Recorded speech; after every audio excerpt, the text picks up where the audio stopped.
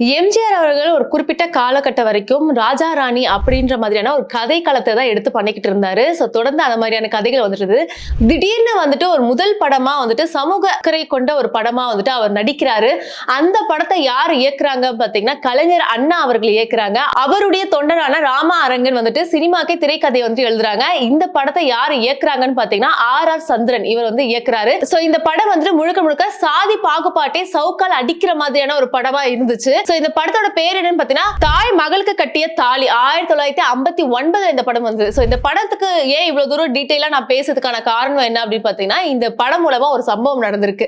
இந்த படத்துல எம்ஜிஆர் அவர்களுக்கு பேரா நடிச்சவங்க தான் ஜமுனா. அவங்க வந்துட்டு அந்த காலகட்டத்துல நல்ல ஒரு ஃபேமஸான ஒரு ஆக்ட்ரஸும் கூட. நிறைய படங்களை வந்து அவங்க பண்ணியிருக்காங்க. அந்த படத்துல அவங்க வந்து ரொம்ப யங்கா இருப்பாங்க. அவங்களுடைய ஆரம்ப காலத்துல வந்துட்டு எம்ஜிஆர் கூட ஜோடியா நடிச்சிருப்பாங்க. அந்த ஷூட்டிங் ஸ்பாட்ல வந்துட்டு அவங்க கால் மேல கால் போட்டு உட்கார்ந்துட்டு இருப்பாங்களாம். அந்த டைம்ல வந்துட்டு எம்ஜிஆர் வராங்கன்னு எல்லாரும் ரொம்ப பரபரப்பா பேசப்பட்டு இருக்கும்போது கூட இவங்க பெருசா கேர் பண்ணிக்காம கால் மேல கால் போட்டு உட்கார்ந்துட்டு இருந்தாங்களாம். அங்க இருந்து அசிஸ்டன்ட் வந்து மேடம் இந்த மாதிரி எம்ஜிஆர் வராங்க அப்படின்னு சொல்லும்போது தப்புன்னு திரும்பி அவங்களே பார்த்து முறைச்சாங்களாம். அந்த மாதிரி எல்லாம் வந்து பண்றதை வந்துட்டு எம்ஜிஆர் அவர்கள் பார்த்திருக்காங்க. இவங்க வந்துட்டு மரியாதை கொஞ்சம் கொடுக்கல அப்படின்றத பார்த்துட்டு அதெல்லாம் கடந்து அவங்க வந்து போயிட்டாரு. அவர் வந்து கடந்து போயிட்டாரு. இந்த படம் தாய் மகளுக்கு கட்டிய தாலி இந்த படம் வந்து பாத்தீங்கன்னா அந்த காலகட்டத்தில் தோல்வியான ஒரு படமா அமைஞ்சது. அதுக்கப்புறம் இவங்க ரெண்டு பேரும் வந்துட்டு படங்கள் பண்ணல. ரெண்டு பேரும் மாறி மாறி வேற வேற படங்கள் பண்றாங்க. இன்னொன்னு அந்த காலகட்டத்தில் வந்து பாத்தீங்கன்னா இவங்க வந்து ராசி இல்லாத நடிகை அப்படின்னு எல்லாராலையும் பேசப்பட்டுச்சு. இன்னொன்னு எம்ஜிஆர் அவர்களுடைய படங்களுக்கே வந்துட்டு ஜமுனா அவங்க ஹீரோயினியா போடலாமா அப்படின்னு கேட்க வரும்போது எம்ஜிஆர் அவரே இல்ல வேண்டாம் அப்படின்னு மறுத்த காலங்களும் உண்டு. அப்புறம் ரெண்டு பேரும் படங்கள் பண்ணிட்டு இருக்காங்க. காலப்போக்கில் வந்துட்டு இவங்க ஹீரோயின்ல இருந்து அம்மா கேரக்டரும் பண்ண ஸ்டார்ட் பண்ணிடுறாங்க. அதுவும் எம்ஜிஆர் அவர்கள் அரசியல்ல ஈடுபட்டு முதலமைச்சராகவே மாறிடுறாங்க. இவங்க ரெண்டு பேருக்குள்ள கம்யூனிகேஷனே இருக்கிறது இல்ல. ஒரு ஃபங்க்ஷன்ல வந்துட்டு இவங்க ரெண்டு பேரும் மீட் பண்றாங்க. அதுக்கான சந்தர்ப்பம் அமைது. 27 வருஷம் கழிச்சு அந்த இடத்துல இந்த நடிகை வந்துட்டு எம்ஜிஆர் அவர்கிட்ட சாரி கேட்கிறாங்க. என்னென்ன சாரி கேட்கிறாங்க அப்படின்னு பாத்தீங்கன்னா நான் அப்போ ரொம்ப யங்கா இருந்தேன். எனக்கு அதுக்கான பக்குவமோ அறிவோ எனக்கு எதுவுமே இல்ல. நான் வந்துட்டு நீங்க வரும்போது கிராஸ் பண்ணும்போது நான் வந்து கால் மேல கால் போட்டு உட்கார்ந்துட்டு இருந்தேன். எனக்கு என்னோட அசிஸ்டன்ட் சொல்லி கூட எனக்கு அதை நான் வந்துட்டு கால் மேல கால் போடாம இருக்கணும் அப்படின்றதுலாம் எனக்கு தெரியாம போயிடுச்சு. இப்படி உங்களை அவமதிப்பு பண்ணது எனக்கு வந்துட்டு ரொம்ப நாளா வந்துட்டு மன உறுத்தலா இருந்துச்சு. நிறைய தடவை அதை நினைச்சு நான் ரொம்ப வருத்தப்பட்டிருக்கேன். நான் இப்படி பண்ணதுக்கு ரொம்பவே மன்னிச்சிருங்க என்ன அப்படின்ட்டு ஒரு 27 வருஷம் கழிச்சு வந்துட்டு எம்ஜிஆர் கிட்ட அவங்க மன்னிப்பு கேட்டிருக்காங்க. அதுக்கு எம்ஜிஆர் அவர்கள் பரவாயில்லமா இருக்கட்டும். எப்பவுமே சினிமாவை பொறுத்த வரைக்கும் பெரியவங்க சின்னவங்க அப்படிலாம் யாருமே இல்லை. எல்லாருமே எல்லாருக்குமே மரியாதை கொடுக்கணும். மரியாதை கொடுத்து மரியாதை வாங்கி பழகிக்கணும் அப்படின்ற மாதிரி அவர் அந்த ஸ்டேஜ்ல பேசியிருக்காரு. இது வந்துட்டு ரொம்பவே வந்துட்டு வியப்புத்தக்கதா இருந்தது. ஏன்னா 27 வருஷம் கழிச்சு ஒரு நடிகை வந்துட்டு எம்ஜிஆர் கிட்ட மன்னிப்பு கேட்டது. இதே மாதிரி இன்னொரு நியூஸ் அப்படி என்னன்னு பாத்தீங்கன்னா இனிமே நான் நடிக்கவே மாட்டேன் போய் அப்படின்னு சொல்லிட்டு கவுண்டமணி அவர்கள் வந்து போகவும் சத்யராஜ் அவர்கள் போகாதீங்கனே அப்படின்னு சொல்லி அவங்களை சமாதானப்படுத்தி நடிக்க வச்ச காலத்தை பத்தி தான் நம்ம பேச போறோம். ஒரு காலகட்டத்தில் வந்து பாத்தீங்கன்னா சத்யராஜ் அண்ட் கவுண்டமணி இவங்க ரெண்டு பேருமே சேர்ந்து நடிக்கிற காம்போ வந்து பாத்தீங்கன்னா ரொம்பவே ஹிட் ஆச்சு. நிறைய படங்கள்ல வந்துட்டு பொலிட்டிக்கல் ரீதியாவும் அவங்க ரெண்டு பேர் பேசியிருக்காங்க. அதே டைம்ல ரொம்ப ஃபன்னாவும் அவங்க பேசியிருக்காங்க. இவங்களுடைய அந்த காம்போக்கே வந்து பாத்தீங்கன்னா ரசிகர்கள் கூட்டம் அதிகமா இருந்துச்சு. இவங்களுடைய படத்துக்காகவே வந்து பாத்தீங்கன்னா நிறைய பேர் தியேட்டருக்கு போய் படங்கள் பார்க்கிற ஒரு காலகட்டமும் இருந்துச்சு. அப்படி இவங்க வந்து நாயகன், மாமன் மகன், வேலை கிடைச்சிருச்சு, தாய் மாமன், பிரம்மா அப்படின்னு சொல்லிட்டு நிறைய படங்களை வந்து அவங்க பண்ணாங்க. எல்லா படங்களுமே நல்ல ஒரு வரவேற்பு பெற்றுச்சுன்னு சொல்லலாம். இதை பத்தி வந்துட்டு சத்யராஜ் அவர்களே ஒரு ஸ்டேஜ்ல வந்து பேசியிருப்பாங்க. நான் வந்து அந்த அளவுக்கு அழகுலாம் இல்ல. நான் வந்துட்டு படங்கள்ல காதல் காட்சியில நடிக்கிறதோ இல்ல மனசை சுத்தி டூயட் பாடுறதோன்றது பெருசா யாருமே வந்துட்டு அதை பார்த்து ரசிக்கலாம் மாட்டாங்க. அதனால நான் எப்பவுமே கவுண்டமணி அவரை வந்து பக்கத்துல வச்சுப்பேன். நான் காதல் பண்ணும்போது அவர் என்ன வந்துட்டு கலாய்ப்பாரு. அது வந்துட்டு ரொம்பவே நல்லா இருக்கும். அது மட்டும் இல்லாம நாங்க வந்துட்டு கலாய்க்கிறது இந்த கிண்டல் கேலி பண்றதெல்லாம் வந்துட்டு கேமரால ரெக்கார்ட் ஆகுறதை விட கேமரா ஆன் இல்லாதப்போ அதுக்கப்புறம் வந்து பாத்தீங்கன்னா நாங்க ரெண்டு பேரும் பயங்கரமா கலாய்ப்போம். அதுவும் இல்லாம ஷூட்டிங் ஸ்பாட்ல இருக்க எல்லாருமே பயங்கரமா கலாய்ப்பாங்க. கேமரா ஆன்ல இருக்கு ரன்னிங்ல இருக்கும்போது கூட வந்துட்டு இவர் பண்ற அந்த ஜோக்குனால என்னால சிரிப்பை அடக்க முடியாம அதுக்கெல்லாம் ரொம்ப கஷ்டப்படுவேன். எங்களோட அந்த ஷூட்டிங் ஸ்பாட்டே வந்துட்டு ரொம்ப ஜாலியா ஃபன்னா போகும் அப்படின்ற மாதிரி அவர் சொல்லியிருந்தாரு. அப்படி வந்துட்டு இவங்க ரெண்டு பேரும் ஒரு படத்துல வந்து நடிச்சுக்கிட்டு இருக்கும்போது இவர் வந்து மேக்கப் போட்டுட்டு இருக்கும்போது அவங்க வைஃப் வந்து கால் பண்றாங்க. என்னன்னா இதுக்கு முன்னாடி ப்ரீவியஸா நடிச்ச படத்துல வந்துட்டு அவங்களுக்கு அந்த சம்பள செக் வந்து கொடுத்திருப்பாங்க. அந்த செக்கை பேங்க்ல கொடுக்கும்போது அது வந்து ரிட்டர்ன் அனுப்பிச்சிட்டாங்களாம்.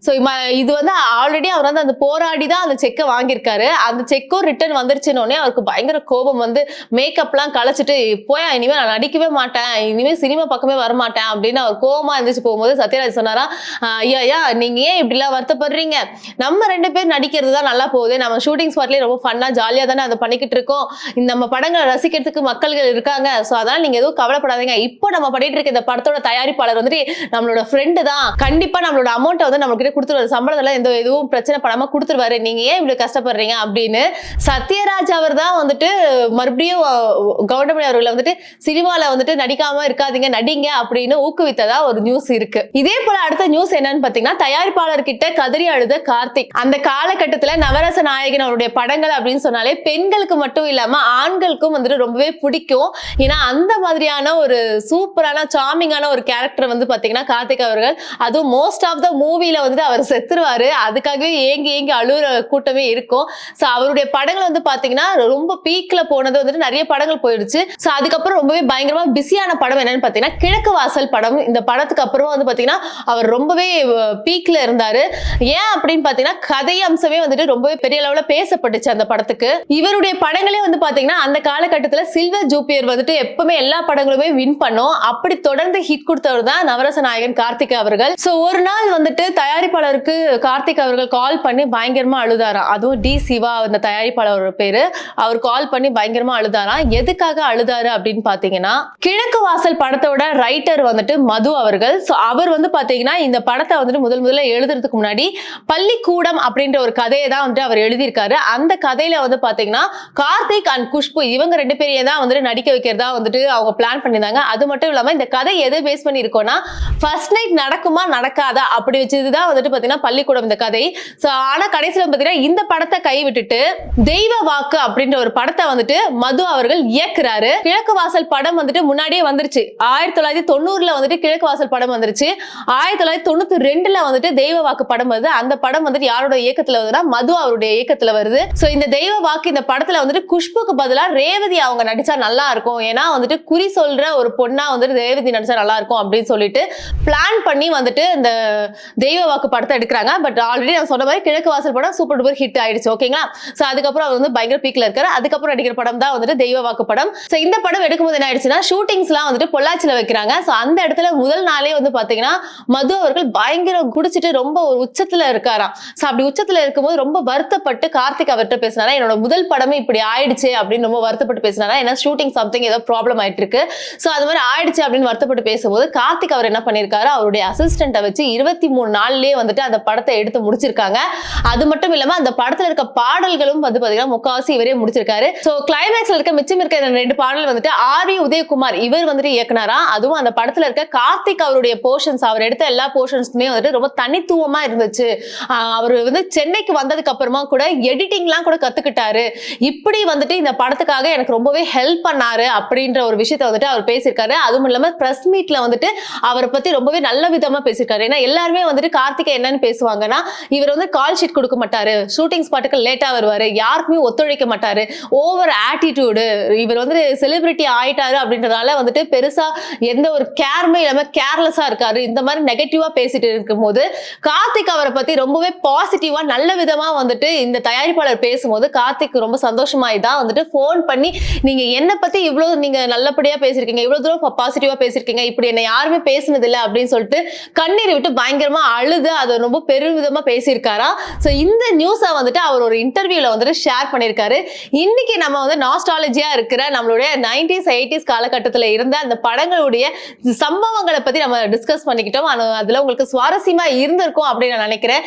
இதே மாதிரியான சுவாரஸ்யமான அடுத்தடுத்த தகவலுக்கு திரைக்குறள் சேனலை சப்ஸ்கிரைப் பண்ணிக்கோங்க. Ta-ta bye bye.